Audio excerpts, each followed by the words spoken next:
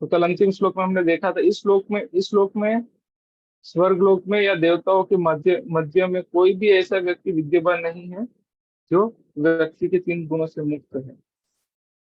कभी प्रश्न हो सकता है, मुक्त कैसे हो जाए, ये प्रश्न हो सकता है किसी को भी। इसीलिए बोलते हैं गुणों के आधार पर अलग अलग वर्णाश्रम जो भगवान ने चौथे अध्याय के 13वें श्लोक में बताया था, चतुर्वर्णमय सृष्टि पूर्ण कर्म विभाग। तो गुण और कर्मों के आधार पर अलग अलग प्रकार के वर्ण और आश्रम बनाए हैं। तो 4 वर्ण बताए थे, ब्राह्मण क्षत्रिय वैश्य और शूद्र। और आश्रम थे ब्रह्मचारी, वानप्रस्थ, गृहस्थ, वानप्रस्थ और संन्यास। तो ब्राह्मण क्षत्रिय वैश्य है वो क्या है, भौतिक है, मतलब उसको क्या बताएंगे, बॉडी लेवल पर है। संन्यास वानप्रस्थ ब्रह्मचर्य वानप्रस्थ, ब्रह्मचर्य गृहस्थ वानप्रस्थ और संन्यास आध्यात्मिक लेवल पे माना जाता है। तो बता रहे यहाँ पर एक गुणों के हिसाब से उन्होंने मनुष्य को 3 अलग अलग, 4 अलग अलग वर्णों में विभाजित किया है। तो इसके बारे में बता रहे हैं। तो अभी ये सब गुणों से मुक्त कैसे हो सकते हैं, तो उसका भगवान यहाँ पे तरीका बता रहे हैं। तो ब्राह्मण क्षत्रिय विषाम शूद्राणाम च परंतप धर्माणि प्रविभक्तानि स्वभाव प्रभवेर्गुणे। तो बता रहे हे परंतप, ब्राह्मणों क्षत्रिय वैश्य तथा शूद्रों में प्रकृति के गुणों के अनुसार उनके स्वभाव द्वारा उत्पन्न गुणों के द्वारा भेद किया जाता है। तो अभी कौन से व्यक्ति को कौन सा कार्य किया जाना चाहिए, तो उनके गुण जो पहले एक बार क्या हुआ, जब चैतन्य महाप्रभु की आपको स्टोरी सुना होगा तो पता नहीं, बट जब चैतन्य महाप्रभु का जन्म हुआ था मतलब हुई अपीयर। तो पहले बच्चों का इंक्लिनेशन क्या करेंगे, बच्चे भविष्य में क्या करेंगे वो जानने के लिए क्या करते थे, बच्चे के आसपास अलग अलग चीज रखेंगे। कभी श्रीमद् भागवतम रख दिया, कोई खिलौना रख दिया, कोई पैसा रख दिया, कोई बेबी डॉल रख दिया, मोबाइल रख दिया। तो ऐसे टेस्ट करते थे, और बच्चा चल चल के जिस चीज को पकड़ेगा वो आगे जाके ऐसा उसका इंक्लिनेशन रहेगा। तो चैतन्य महाप्रभु को जब रखा गया तो बहुत सारे खिलौने रखे गए थे। तो चैतन्य महाप्रभु घूम फिर के भागवतम को पकड़ लिए। तो उससे ये साबित हुआ कि भागवत धर्म का प्रचार करेंगे। तो आप देख रहे हैं जब प्रभुपाद ने श्रीमद् भागवतम का अनुवाद किया, ये इंट्रोडक्शन है, पूरा इंट्रोडक्शन चैतन्य महाप्रभु के जीवन के आधार पर लिखा है। क्योंकि चैतन्य महाप्रभु का जो जीवन है, पूरा जीवन भागवत का उदाहरण, पर्सन व्यक्तिगत भागवत का उदाहरण। तो हमें कोई भी व्यक्ति के लक्षण जानने हैं, तो पहले बच्चों क्या करेंगे, तो ये सब चीजें करते थे। पहले धनुष बाण रख देते थे, तलवार रखते थे, या शस्त्र रखते थे, ये सब चीजें करते थे। तो उनके गुण क्या है पता लग जाते थे, फिर उसके हिसाब से उसको ट्रेन करते थे। तो अभी आजकल लोग ऑब्जर्व करते हैं, जैसे गुरुकुल में क्या किया जाता था, तो देखते हैं कि कोई बच्चे को ज्यादा गायों के प्रति लगाव है, तो उसको ही was trained as per the Vaishya community. Vaishya का काम है, हम आगे देखेंगे, तुलसी गोरक्षा वाणिज्य। कोई व्यक्ति होता है उनको पढ़ना बहुत अच्छा लगता है, वो इसे ब्राह्मणिकल क्वालिफिकेशन। किसी को एडमिनिस्ट्रेशन अच्छा लगता है, तो उनके अंदर एक राजा होने का गुण होते हैं, मतलब वो क्षत्रिय कहलाते हैं। और किसी को जब तक कुछ बोलते नहीं, कुछ समझ में नहीं आता, उनको बताना पड़ता बार बार, ये करो वो करो। तो that is the quality of Shudra, he need a guidance. Because everyone need guidance, but उसको क्या करना है उसको हमेशा बताते रहना पड़ता है। तो उनके गुण के हिसाब से ब्राह्मण क्षत्रिय वैश्य तथा शूद्रों में प्रकृति के गुणों के अनुसार उनके स्वभाव द्वारा उत्पन्न गुणों के द्वारा भेद किया जाता है। ब्राह्मण क्षत्रिय वैश्य तो यहाँ पे जन्म के हिसाब से नहीं बताया। आजकल कास्ट गोस्वामी बोलते हैं, कास्ट कास्ट सिस्टम, कि ब्राह्मण का बेटा ब्राह्मण, क्षत्रिय का बेटा क्षत्रिय, ना ऐसा नहीं है। शास्त्रों में ये सब चीजें नहीं बताई गई। क्या कभी डॉक्टर का बेटा जो डॉक्टर नहीं है, तो क्या डॉक्टर मर जाएगा उसके बाद हम उसके बेटे पे जाए, बेटे के पास दवाई लेने जाएंगे क्या? नहीं। अगर उसका क्वालिफिकेशन डॉक्टरी का नहीं है तो हम उसके पास दवाई लेने नहीं जाएंगे। उसका गुण और कर्म दोनों होने चाहिए। एक उसके पास गुण तो है लेकिन उसका अनुभव नहीं है, दोनों चीज होनी चाहिए। तो यहाँ पे ब्राह्मण क्षत्रिय वैश्य तथा शूद्रों में प्रकृति के गुणों अनुसार उनके स्वभाव द्वारा उत्पन्न गुणों के द्वारा भेद किया जाता है। गुण और कर्म दोनों होने चाहिए। फिर आगे बता रहे हैं, तो अभी सबका लक्षण बता रहे हैं, ब्राह्मणों का लक्षण क्या है, बता रहे समोदमस्तप शौचम शांति आर्जवम एवच ज्ञानम विज्ञानम आस्तिक्यम ब्रह्म कर्म स्वभावजम। तो ब्राह्मण का स्वभाव क्या है, शांति प्रियता, आत्मसंयम, तपस्या, पवित्रता, सहिष्णुता, सत्यनिष्ठा, ज्ञान, विज्ञान तथा धार्मिकता, ये सारे स्वाभाविक गुण है जिनके द्वारा ब्राह्मण कर्म करते हैं। तो आत्मसंयम होता है कि थोड़ा सा प्रोवोकेशन आ गया तो वो प्रोवोक नहीं हो जाते, और जीवन तपस्यामय होता है, क्लीनलीनेस होती है उनके अंदर, सत्यनिष्ठता होती है, ठीक है, ज्ञान भी होता है और उसको प्रैक्टिकली कैसे अप्लाई करना है वो भी पता होता है, और उनके अंदर धार्मिक भाव होता है, शांति प्रिय होते हैं वो। ये हो गया ब्राह्मणों के लक्षण, इससे हम पहचान सकते हैं।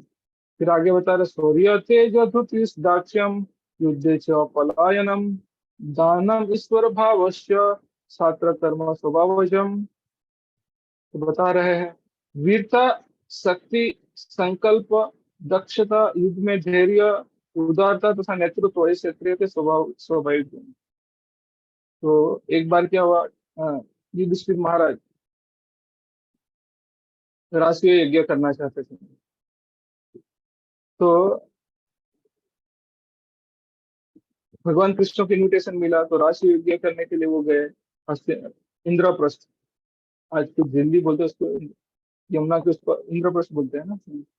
तो इंद्रप्रस्थ गए थे, यमुना के एक तरफ इंद्रप्रस्थ है, दूसरी तरफ हस्तिनापुर। इंद्रप्रस्थ गए थे जो पांडवों की राजधानी थी। हस्तिनापुर में ऑफकोर्स दुर्योधन था। तो भगवान रहते हैं, तो युधिष्ठिर महाराज उनको बोलते हैं कि मैं आपकी आपकी सर्वोपरिता साबित करने के लिए सबको ये दिखाना चाहता हूँ कि भगवान कृष्ण के अधीन सब कुछ है, और जो उनके भक्त है उनके लिए कुछ चीजों की कमी नहीं है। तो मैं आपकी सर्वश्रेष्ठता साबित करने के लिए मैं राष्ट्रीय यज्ञ करना चाहता हूँ। तो युधिष्ठिर महाराज ने भगवान कृष्ण को प्रपोज किया है। तो भगवान कृष्ण बोले ऑफ कोर्स कर सकते हैं, लेकिन सारे राजाओं की परमिशन, मतलब हमें क्या बोलते हैं, हमारे सानिध्य में आने चाहिए। तो अपने चारों भाइयों को अलग अलग दिशा में भेज दिए, किसी को उत्तर में भेजा, किसी को दक्षिण में भेजा, किसी को पूर्व में भेजा, किसी को पश्चिम में भेजा। तो युधिष्ठिर महाराज तो रहे इंद्रप्रस्थ, अपने चारों भाइयों को उधर उधर भेज दिए। तो सारे राजा ने युधिष्ठिर महाराज की अधीनता स्वीकार कर ली, लेकिन एक कौन था, जरासंध, उसने स्वीकार नहीं की। तो जरासंध को कैसे मारना है, तो बोलते जरासंध को बहुत बड़ी सेना लेके आएगा, उसको मार।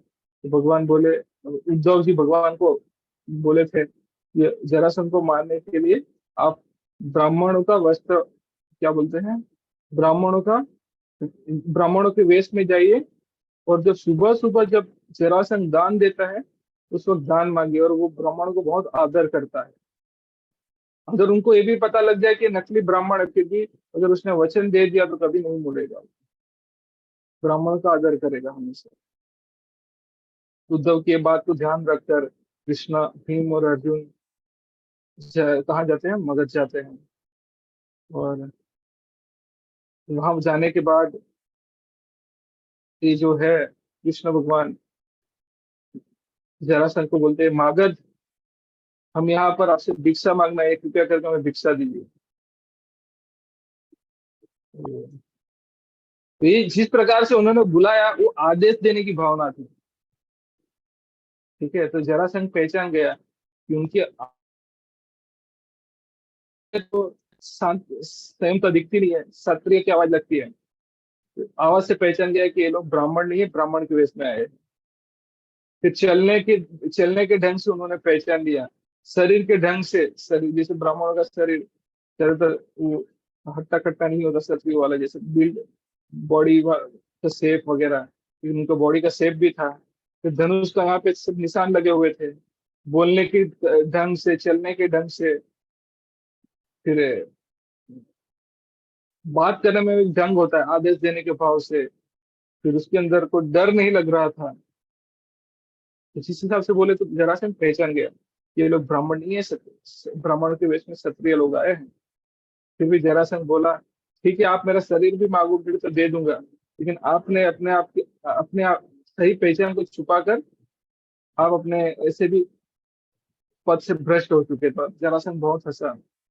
इस पर कृष्ण भगवान बताते हैं, मैं तो ये बड़ा कुंती का मझला पुत्र है भीम, ये छोटा पुत्र अर्जुन, और मैं आपका पुराना शत्रु कृष्ण। तो हमें आपसे मल्ल युद्ध चाहिए। मल्ल युद्ध मतलब द्वंद्व, ड्यूअल, 1-to-1 वर्ड। बोले आप किसको चूज करेंगे? तो बोले ऑफ कोर्स ग्वाले में तो आपको चूज नहीं करूंगा। बोले अर्जुन उम्र में छोटा है और बल में भी कम है, तो उसको मैं चूज नहीं करूंगा, तो मैं भीम से लड़ूंगा। इस प्रकार बाद में युद्ध आता है, ठीक है। फिर जब पांडवों का पांडवों का क्या बोलते, लाक्षागृह से छुप कर निकल गए थे, उसके बाद वो अज्ञातवास में, मतलब किसी को पता ना चला ऐसे रहे थे, तो द्रौपदी का स्वयंवर हुआ था। उस वक्त भी अर्जुन ब्राह्मण में आके द्रौपदी का स्वयंवर जीत लिया था। चलने के हिसाब से लोग पहचान गए थे कि ये ब्राह्मण नहीं है, क्षत्रिय है।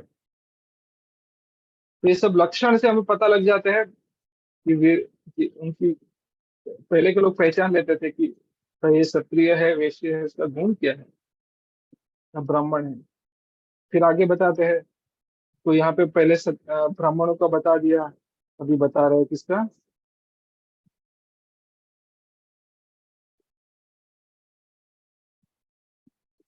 अभी बता रहे हैं वैश्य का। ऋषि गोरक्ष वाणिज्यम वैश्य कर्म स्वभावजम परिचर्यात्मकम कर्म शूद्रस्यापि स्वभावजम। कृषि करना, गौरक्षा तथा व्यापार वैश्यों के स्वाभाविक कर्म है। व्यापार मतलब कृषि, और गौरक्षा वैश्यों के स्वाभाविक कर्म है। और शूद्रों का कर्म श्रम तथा अन्यों की सेवा करना, जैसे लेबर क्लास लोग होते हैं। तो बोलते हैं आगे, इस प्रकार भगवान ने विभाजित कर दिया कि सबके कार्य क्या क्या है, सबके अलग अलग प्रकार के कार्य हैं। फिर बोलते हैं, स्वेसे कर्मणि अभिरतः संसिद्धिं लभते नरः स्वकर्म निरतः सिद्धिं यथा विन्दन्ति तच्छृणु। तो अपने अपने कर्म के गुणों का पालन करते हुए प्रत्येक व्यक्ति सिद्ध हो सकता है। तो ये जो कार्य है, ब्राह्मण क्षत्रिय वैश्य, ये वर्णाश्रम धर्म कहलाता है। वर्ण और आश्रम, तो यहाँ पे वर्ण है, तो वर्ण के हिसाब से, अपने जो वर्ण है उसके हिसाब से जो कार्य करता है। अगर कोई शूद्र है तो अपने स्वर्ण के हिसाब से कार्य करेगा, तो बाद में वो प्रमोट होकर वैश्य बन सकता है। वैश्य में काम कर, वैश्य के कार्यों के हिसाब से वो कार्य करता है अच्छे ढंग से, तो क्षत्रिय बन सकता है, उसके बाद ब्राह्मण भी बन सकता है। ऑफकोर्स भक्ति करेगा तो डायरेक्ट भी हो सकता है, लेकिन कुछ लोग डायरेक्ट भक्ति नहीं करना चाहते। इसलिए भगवान बता रहे हैं कि अपने अपने कर्म के गुण का पालन करके प्रत्येक व्यक्ति सिद्ध हो सकते हो, ग्रेजुअली ही कैन एलिवेट। तो ये वर्णाश्रम धर्म, तो ये धर्म as per the bodily constitution body. तो दो प्रकार के धर्म होते हैं, एक है आत्मा का धर्म, उसको बोलते हैं कॉन्स्टिट्यूशनल ड्यूटी, और एक है कंडीशनल धर्म, शरीर के हिसाब से जो हमें ड्यूटी करनी होती है। तो ये जो है ब्राह्मण क्षत्रिय वैश्य, कंडीशनल ड्यूटी है, हमारे शरीर के जो गुण और स्वभाव, उसके आधार पर हमें क्या ड्यूटी करनी है। अगर उसको अच्छे तरह से निभाते हैं, हमारी ड्यूटी अच्छे से करते हैं, प्रमोशन तो मिलता ही है। जिस ऑफिस वगैरह में आप देखे होंगे, अगर अच्छे से कार्य करेंगे तो प्रमोशन मिलेगा।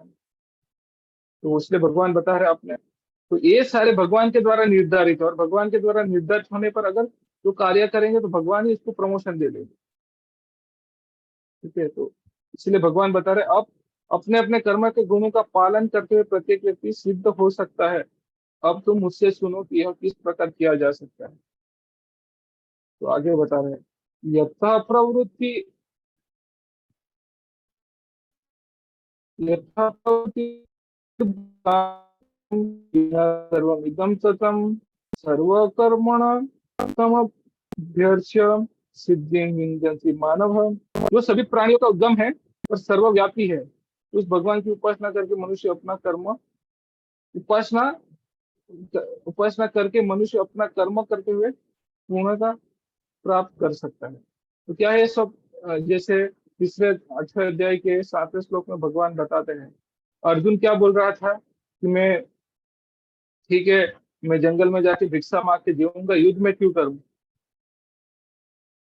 तो भगवान उनको क्या आदेश दिए, तस्मात् सर्वेषु कालेषु माम अनुस्मर युद्धय युद्धे च मनो अर्पितम मनोबुद्धि मामेव शिरसि कौन्तेय। तो वहां पे क्या बता रहे हैं, तस्मात् सर्वेषु कालेषु। तो भगवान उनको ये नहीं बोलेंगे युद्ध छोड़ दो, ये कर दो, वो कर दो। बोले युद्ध करना आप क्षत्रिय, आपका धर्म है। निष्काम कर्म योग करने के लिए भगवान उनको बता रहे थे भाई अब। लेकिन वो निष्काम कर्म योग कैसे करना है, सातवें अध्याय में बता रहे हैं। क्या बता रहे हैं, तस्मात् सर्वेषु कालेषु, हमेशा भगवान को युद्ध कर, सॉरी, भगवान को अनुस्मरण, मतलब माम अनुस्मरण, मतलब मुझे याद करके आपको युद्ध करना है। तस्मात् सर्वेषु कालेषु माम अनुस्मर युद्धे च मयो अर्पितम मनो बुद्धि माम एव शेष संशय। Arjuna, you should always think of me in the form of Krishna, at the same time carry out your prescribed duty of fighting. तो आपका जो वर्ण और आश्रम के हिसाब से जो जो धर्म है वो करते जाइए। भगवान देखे कभी इंस्ट्रक्शन बदल नहीं रहे, लेकिन पैरेलली भगवान को भी याद करते रहिए। भगवान को याद करते करते अपना जो धर्म है वो निभाते जाइए। वर्णाश्रम के हिसाब से जो धर्म आ रहा है उसको निभाते जाइए। फिर बोल रहे मया अर्पितम मनो बुद्धि which your activities dedicated to me, मतलब बुद्धि के द्वारा अगर वो कार्य मुझे डेडिकेट करोगे। भगवान को डेडिकेट करना मतलब वो कर्मफल भगवान को अर्पित कर देना। मयो अर्पितम मनो बुद्धि, और मन और बुद्धि भगवान में फिक्स करना। तो क्या बोल रहे हैं, माम एवेस्यसि असंशय, you will attain me without doubt. भगवान यहाँ पर भी आज के श्लोक में भी बता तो वही रहे, कुछ चेंज नहीं कर रहे। क्या बोल रहे हैं, जो सभी प्राणियों को उद्गम है और सर्वव्यापी है, उस भगवान की उपासना करके मनुष्य अपना कर्म करते हुए पूर्णता प्राप्त कर सकते हैं। सेम हुआ, अपने कर्तव्य करते करते भगवान को याद करना है। भगवान को उपासना कैसे करना है, अपने कर्तव्य करते करते। भगवान सब कुछ छोड़ने की बात नहीं कर रहे, आप लोग जो करते हैं करते रहिए। ऑफकोर्स मिनिमल है, no meat eating, no gambling, no illicit sex, वो अवॉइड करेंगे तो अवॉइड करना चाहिए। बट बोलते हैं नौकरी धंधा छोड़ने की तो बात नहीं कर रहे हो, ठीक है। ऑफकोर्स जो कर सकता है वो अलग है, वो अभी 49 श्लोक के बाद आएगा, वो अलग लेवल की बात है, ठीक है। तो जैसे कि 15 अध्याय में बताया जा चुका है कि सारे जीव परमेश्वर के भिन्न अंश है, इस प्रकार परमेश्वर ही सभी जीवों के आदि है। तो ये सभी प्राणियों को उद्गम है। वेदांत सूत्र में इसकी पुष्टि हुई है कि है जन्माद्यस्यतः, भगवान जन्म, क्रिएशन, मेंटेनेंस और डिस्ट्रक्शन के कारण है, अतः इस परमेश्वर प्रत्येक जीव के जीवन के उद्गम है। तो यहाँ पे जीवों के उद्गम इंडसन बॉडीली, जैसे कि भगवत गीता के 7वें अध्याय में कहा गया, परमेश्वर अपनी पर तथा अपर इन दोनों शक्तियों द्वारा सर्वव्यापी है। ये जीव परा प्रकृति में आता है, और जो मन बुद्धि अहंकार, फिर भूमि और जल वायु आकाश, ये सब अपरा प्रकृति में आता है। अतः मनुष्य को चाहिए कि उनकी शक्तियों सहित भगवान की पूजा करे। कि जो शरीर जो पंच महाभूतों का बना है उसको भी भगवान की सेवा में लगाए हम। सामान्यतः वैष्णव जन परमेश्वर की पूजा उनकी अंतरंग शक्ति के समेत करते हैं। तो वैष्णव होते हैं अंतरंग शक्ति के समेत, मतलब भगवान की अंतरंग शक्ति के अधीन होते हैं। उनकी बहिरंगा शक्ति उनकी अंतरंग शक्ति का विकृत प्रतिबिंब है। बहिरंगा शक्ति पृष्ठभूमि है, लेकिन परमेश्वर परमात्मा रूप में पूर्ण अंश का विस्तार करके सर्वत्र स्थित है। लेकिन बहिरंगी शक्ति परमात्मा पूर्ण अंश के रूप में विस्तरित होते हैं। ये सर्वत्र समस्त देवताओं, मनुष्य और पशु के परमात्मा है। इनके साथ हृदय में बहुत बार देखा, हृदय से नवष्टो हृदय से अर्जुन कृष्ण के। अतः मनुष्य को यह जानना चाहिए कि परमेश्वर का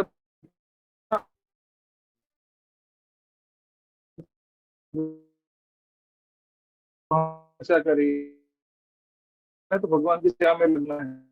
और आज भी वही बताने जा रहे हैं। 17 अध्याय के अंत में भी वही बताए, 16वें अध्याय में भी वही बताया, 15 अध्याय में भी वही बताए। सारे अध्यायों में कहा तो शुरुआत में या तो बीच में या तो ज्यादातर अध्यायों में अंत में भगवान भगवान की सेवा करने के बारे में बात करते हैं, भौतिक बाहर निकलने के लिए।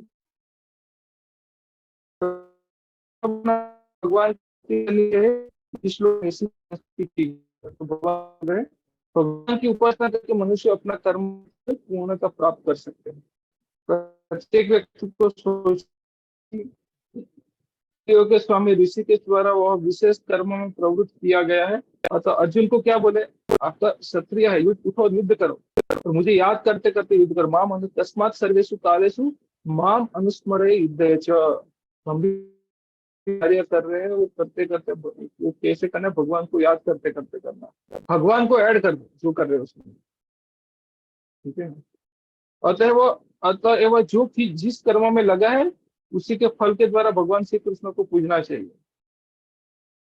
यदि वह इस प्रकार से कृष्ण भावना होकर सोचता है तो भगवत कृपा से वह पूर्ण ज्ञान प्राप्त कर लेता है। तो अगर कोई क्षत्रिय हो, वैश्य हो, ब्राह्मण हो या शूद्र हो, अपने कर्तव्य करते करते अगर भगवान को याद करेंगे और कर्मफल भगवान को अर्पित करेंगे तो अपने आप क्या होगा, ग्रेजुअल एलिवेशन हो जाएगा, भक्ति के स्तर पे पहुंच जाएगा।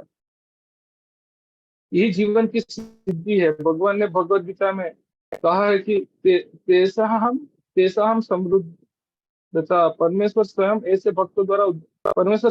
भक्त का उद्धार करते हैं। अगर हम ऐसा करेंगे तो भगवान स्वयं आके हमारा उद्धार करेंगे। यही जीवन की सर्वोच्च सिद्धि है। जैसे भगवान उस श्लोक में बताए कि with your activities dedicated to me and your mind and intelligence speaks on me, you will attain me without doubt। हम डेफिनेटली भगवान के पास जाएंगे। बस क्या करना है, तस्मात् सर्वेषु कालेषु माम अनुस्मरे युद्धे च। तो आगे बता रहे हैं, तो क्लियर है, मैसेज सेम ही है।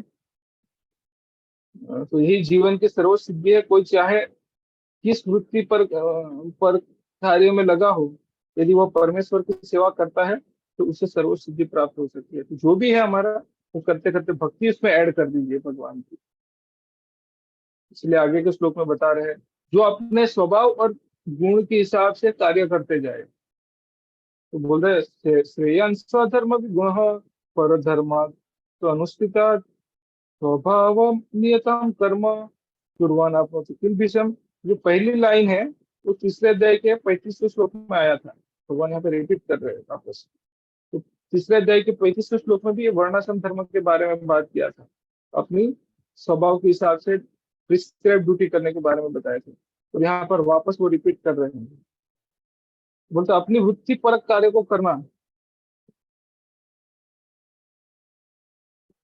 चाहे वो कितना भी त्रुटिपूर्ण ढंग से क्यों न किया जाए। अन्य किसी के कार्य को स्वीकार करने और अच्छी प्रकार करने की अपेक्षा अधिक श्रेष्ठ है। अपने स्वभाव के अनुसार निर्दिष्ट कर्म कभी भी पापों से प्रभावित नहीं होते। तो अपना कर्म अच्छे से करना चाहिए। दूसरों के कर्म अच्छे से करने से अच्छा है हमारे कर्म, जो हमारा जो प्रिस्क्राइब ड्यूटी उसको त्रुटिपूर्ण करना भी श्रेष्ठ माना गया है। ठीक है। दूसरों के कार्य को अच्छे से करने से ज्यादा हमारे स्वभाव के हिसाब से जो हमारे कर्तव्य है उसे करना क्या बोलते हैं, श्रेष्ठ माना गया। मानो कि मैंने कोई, तो इसको कैसे समझेंगे। मानो जैसे बहुत सारे लोग हमने देखे हैं, वो क्या करते हैं, अचानक से आते हैं, प्रभु जी ये करेंगे वो करेंगे, कर तो देते हैं बट उनके अंदर कंसिस्टेंसी नहीं होती, थोड़े समय के बाद छोड़ देते हैं क्योंकि उनका स्वभाव नहीं है। एक बार करेंगे तो कार्य बहुत अच्छे से कर लेंगे वो, लेकिन दोबारा बोलेंगे तो नहीं करेंगे, भाग जाएंगे। तो वो क्या है, वो उनका स्वभाव नहीं है। स्वभाव नहीं होने का उसको मतलब ये नहीं कि वो कर नहीं सकते, कर तो लेंगे लेकिन उनके अंदर कंसिस्टेंसी नहीं रहेगी। उदाहरण दे रहा हूँ मैं। लेकिन अगर अपना स्वभाव है तो उनकी कंसिस्टेंसी बनी रहती है। ठीक है। तो एक बार करके छोड़ दिया, बाद में क्या हुआ पता नहीं। भगवान यहाँ पे ऐसा नहीं बोला कि एक बार करके प्रिस्क्राइब ड्यूटी। इसीलिए हम कोई कार्य दूसरों का कोई कार्य हम अच्छे से तो कर लेते हैं, लेकिन स्वभाव नहीं होने के लिए वजह से क्या होता है, हम उसको लंबे समय तक नहीं कर सकते। ठीक है। इसलिए ब्राह्मणों को पता तो होता है, तो वो एडमिनिस्ट्रेशन में उतरते नहीं। एडमिनिस्ट्रेशन के लिए क्षत्रिय को they appoint Kshatriya to administer the organization, sorry, the whole kingdom and everything. Brahmana don't do। ठीक है। इसीलिए बताया गया है कि दूसरों का धर्म अच्छे से करना ऐसे अच्छा है स्वयं का धर्म त्रुटिपूर्ण करना भी अच्छा है, ऐसा बताया गया। तो भगवत गीता में मनुष्य के वृत्तिपरक कार्य स्वधर्म का निर्देश है। जैसा कि पूर्ववर्ती श्लोकों में वर्णन हुआ है कि ब्राह्मण, क्षत्रिय, वैश्य तथा शूद्र के कर्तव्य उनके विशेष प्राकृतिक गुणों के द्वारा निर्दिष्ट होते हैं। किसी के को दूसरे का कार्य का अनुकरण नहीं करना चाहिए। जो व्यक्ति स्वभाव से शूद्र के कार्य किए जाने वाले कर्मों के प्रति आकृष्ट हो, तो उसे अपने आपको झूठी ब्राह्मण नहीं, झूठे ही ब्राह्मण नहीं कहना चाहिए। आप थोड़ा कर तो लोगे लेकिन लंबा नहीं कर पाओगे हमेशा, भले ही वो ब्राह्मण कुल में क्यों ना ही उत्पन्न हुआ हो। जैसे नंद महाराज थे, तो उनकी माँ क्षत्रिय वैश्य थी, लेकिन उनके पिता क्षत्रिय थे। तो और वसुदेव थे, उनके पिता भी क्षत्रिय थे लेकिन माँ क्षत्राणी थी। तो वासुदेव को हमेशा इंक्लिनेशन रहा क्षत्रिय की ड्यूटी को प्रति, और नंद महाराज को इंक्लिनेशन रहा कृषि गोरक्ष वाणिज्य के प्रति। देख सकते हो आप।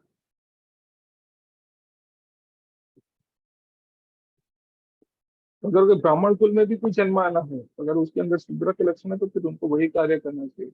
इस तरह प्रत्येक व्यक्ति को चाहिए कि अपने स्वभाव के अनुसार कार्य करे।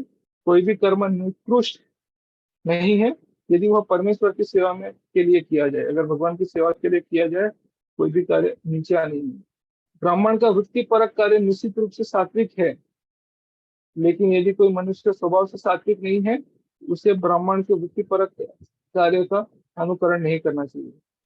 क्योंकि अगर क्या होगा, थोड़े समय के लिए तो कर लोगे, लेकिन बाद में बंद कर दोगे, फिर वापस वही स्थिति में पड़ रहोगे। लेकिन आप ग्रेजुअली करोगे, अपने कर्तव्य करते रहोगे, तो धीरे धीरे वहां उस स्टेज पे पहुंच जाओगे, तो उसके अंदर आपके स्टेबिलाईजेशन आएगा, स्टेबिलिटी आएगी।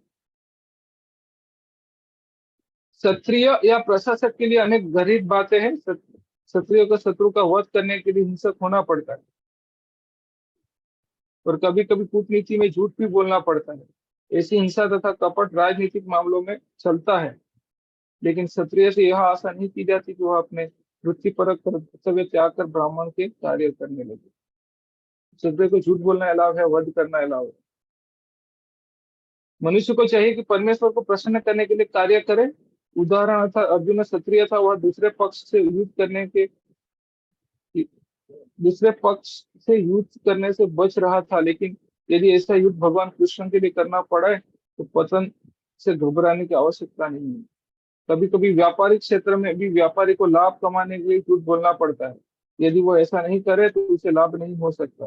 कभी कभी व्यापारी कहता है, अरे मेरे ग्राहक भाई, मैं आपसे कोई लाभ नहीं ले रहा हूँ। लेकिन हमने समझना चाहिए कि व्यापारी बिना लाभ के जीवित नहीं रह सकता। अतएव यदि व्यापारी यह कहता है कि वह कोई लाभ नहीं ले रहा है, तो इससे एक सरल झूठ समझना चाहिए। लेकिन व्यापारी को यह नहीं सोचना चाहिए कि क्योंकि उससे वह ऐसे कार्यों में लगा है जिसमें झूठ बोलना आवश्यक है, अतः उसे इस व्यवसाय को त्याग कर ब्राह्मण की वृत्ति ग्रहण करनी चाहिए। तो थोड़ा बहुत करना पड़ता है। इसके शास्त्रों में द्वारा संस्कृति नहीं की गई है। चाहे कोई क्षत्रिय हो, वैश्य हो या शूद्र हो, यदि वह इस कार्य से भगवान की सेवा करता है, कोई आपत्ति नहीं है। कभी कभी विभिन्न यज्ञों का संपादन करते समय ब्राह्मणों को भी पशुओं की हत्या करनी होती है, क्योंकि इन अनुष्ठानों में पशु की बलि देनी होती है। इस प्रकार यदि क्षत्रिय अपने कार्यों में लगा रहकर शत्रु का वध करता है, तो उस पर पाप नहीं चढ़ता। तो तृतीय अध्याय में इन बातों की स्पष्ट एवं विस्तृत व्याख्या हो चुकी है। जैसे श्रेयान स्वधर्म विगुण परधर्म संस्कृत, स्वधर्म धर्म से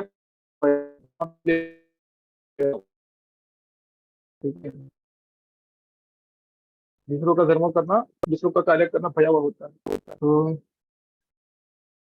हर मनुष्य को यज्ञ के लिए अथवा भगवान विष्णु के लिए कार्य करना चाहिए। कोई भी कार्य अगर भगवान विष्णु के लिए करते हैं, तो हमें बंधन से मुक्ति दिलाता है। निष्कर्ष यह निकलता है कि सॉरी निजी इंद्रिय तृप्ति के लिए किया गया कोई भी कार्य बंधन का कारण है।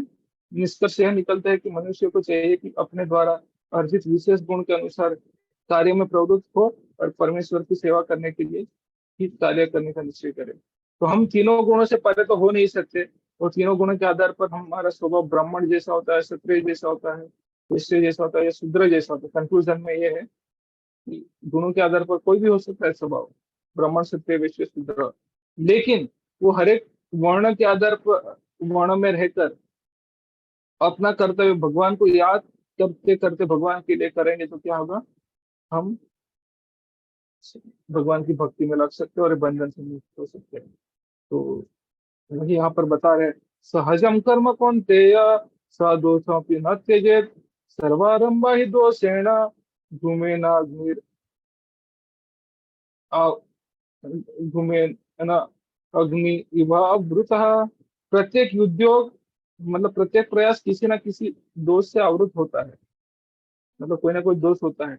जिस प्रकार अग्नि धुएं से आवृत रहती है, अतः कुंती पुत्र मनुष्य को चाहिए कि स्वभाव से उत्पन्न कर्म को भले ही वह दोषपूर्ण क्यों न हो कभी त्यागे नहीं, वो करते रहिए आप, लेकिन भगवान को ऐड कर दीजिए। तो वही बता रहे, बद्ध जीवन में सारा कर्म भौतिक गुणों से दूषित रहता है, मतलब तीन मोड तो आ ही गए, यहाँ तक कि ब्राह्मण तक को से तक ऐसे यज्ञ करने पड़ते जिनमें पशु हत्या अनिवार्य है, जैसे गोमत यज्ञ, फिर अश्वमेध यज्ञ।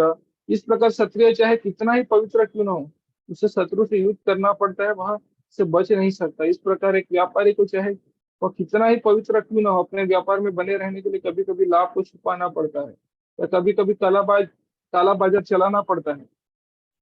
ये बातें आवश्यक है, इनसे बचा नहीं जा सकता। इस प्रकार यदि शत्रु शुद्र होकर बुरे स्वामी की सेवा करनी पड़े, उसे स्वामी की आज्ञा का पालन करना चाहिए, भले ही ऐसा नहीं होना चाहिए।